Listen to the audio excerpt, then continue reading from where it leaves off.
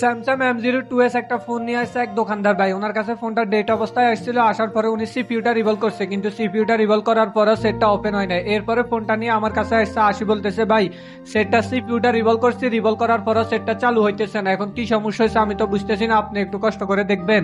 So আপনারা তো দেখতে পাইতেছেন আমি ফোনটা খুব সুন্দরভাবে খুলে নিলাম। খুলে নেওয়ার পরে আমি যে এখানে ইউএমএমসি আইসিটা আছে ওই আইসিটা রিভল করে দেবো। কারণ হচ্ছে এই ফোনে যখন সিপিইউটা রিভল করা হয়েছিল, রিভল করার সময় এখানে যে ইএমএমসি আইসিটা আছে ওই আইসিটার নিচে যে বলগুলা থাকে কালো ফেস্টের নিচে, ওই আইসির বলগুলা নষ্ট হয়ে গেছে বা ড্রাই হয়ে গেছে, এই কারণে হচ্ছে সেটটা ওপেন হইতেছে না।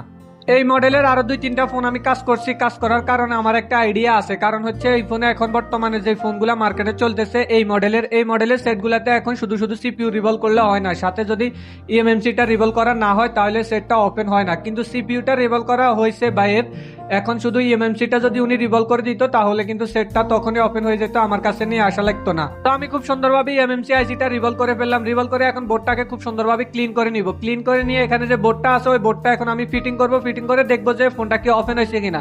সো আপনারা দেখতে পাইতেছেন অলরেডি ফোনের চার্জিং এর যে লোগোটা আছে ওই লোগোটা চলে আসছে। আশা করি এখন ফোনটা ওপেন হবে। তো আপনারা দেখতে পাইতেছেন অলরেডি ফোনটা ওপেন হয়ে গেছে। আশা করি আর কোনো সমস্যা করবে না। ভাই যদি আগে ইএমএমসিটা রিভল করে দিত তাহলে ওনার কাজটা নিয়ে আমার কাছে আসা লাগতো না। তো ভিডিওটা কেমন লাগছে অবশ্যই কমেন্ট করে জানাবেন। ভিডিওটি যদি ভালো লেগে থাকে তাহলে একটা লাইক করে দেবেন, আর ফেসবুক পেজ থেকে দেখে থাকলে ফেসবুক পেজটা ফলো করে দেবেন, আর ইউটিউব থেকে দেখে থাকলে ইউটিউব চ্যানেলটা সাবস্ক্রাইব করে দেবেন।